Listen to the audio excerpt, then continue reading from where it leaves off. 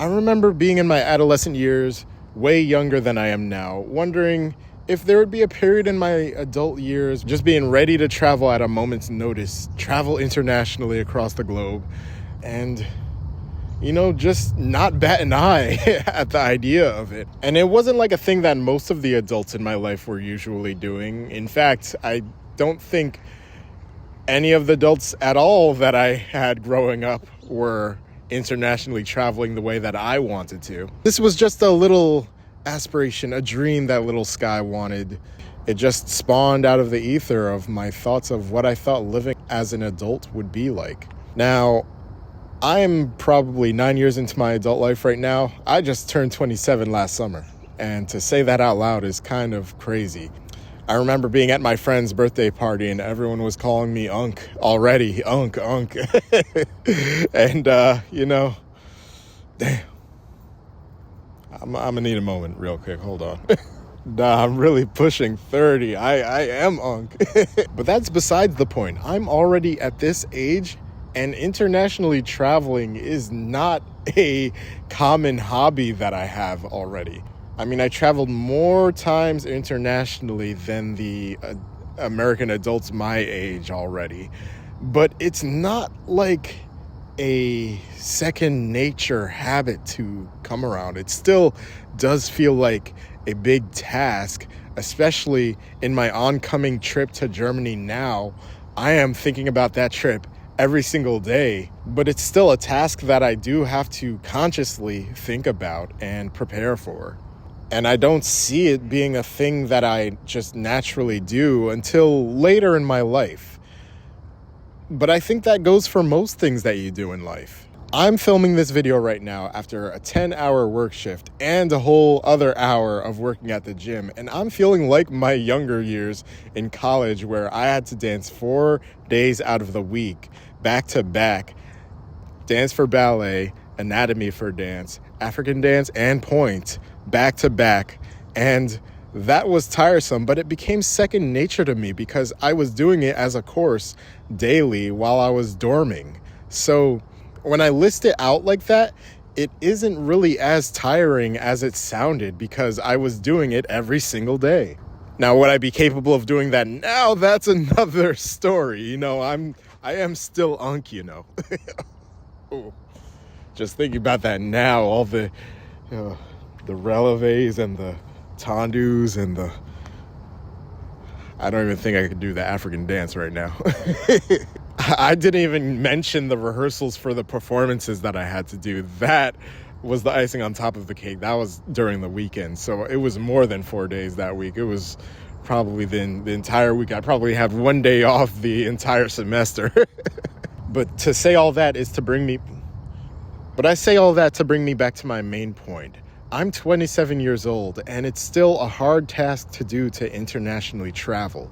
So imagine if I waited until I was 27 now to try to internationally travel. The idea alone of the burden that I would have to take on to internationally travel, the thought alone would probably stop me from traveling as a whole. If I didn't know now what it took to internationally travel, from my study abroad trip to my trip to Ukraine and Romania, I would not be wanting to go onto this trip I would not be wanting to take this trip to Germany that I'm doing right now, especially in my old age when I could probably be doing something else that I probably found joy in my life.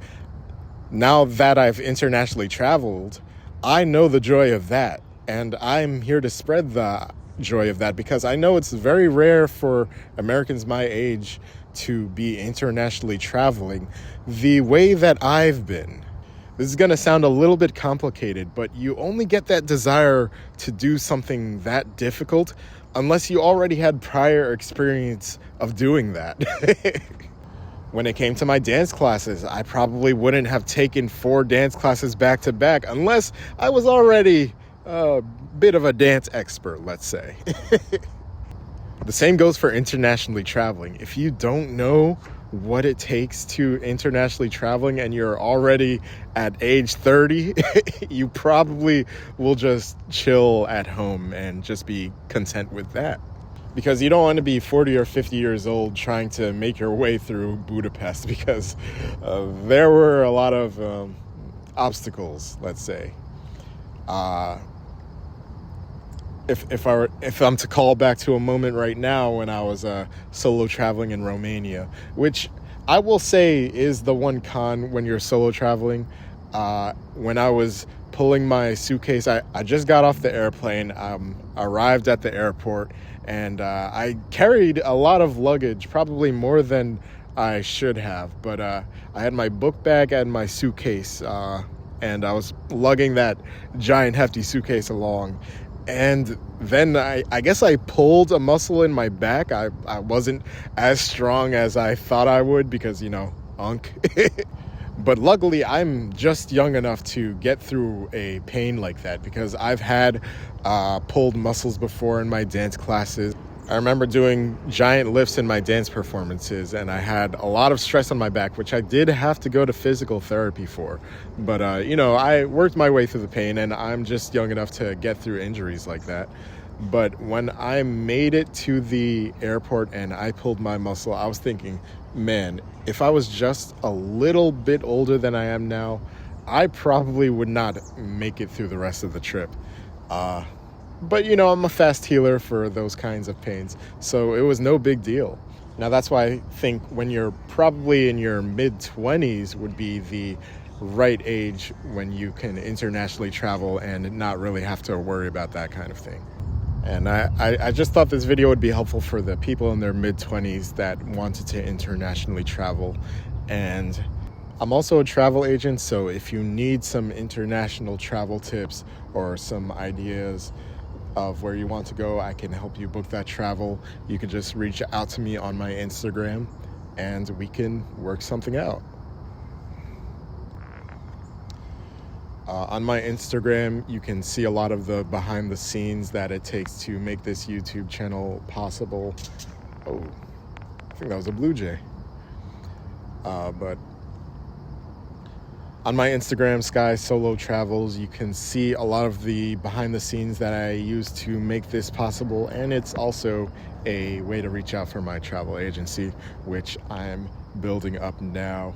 You will see the build works of this brand that I'm building. You will see all the building blocks of this brand that I'm building.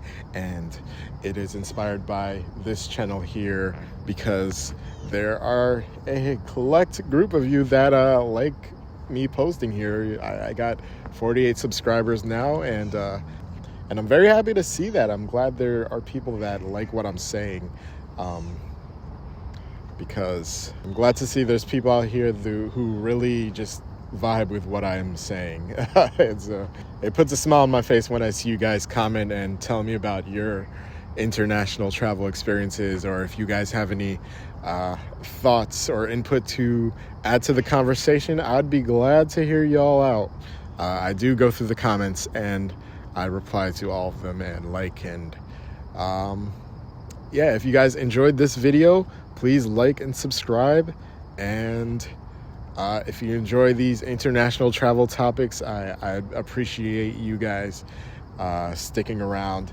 And it just, this video just brings me, it fulfills that need to create that I have as a child, as a dancer who always just wanted to create and build and just put something out in this world, put out some ideas that people may or may not have thought of before. Maybe I could shake up the conversations that are being had.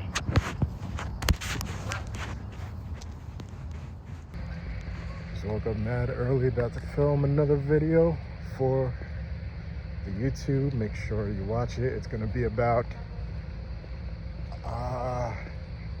it's gonna be me looking back on the good old days when I was a dancer and I had to dance 5 out of the 7 days of the week. I was taking on 5 different dance classes: ballet, African,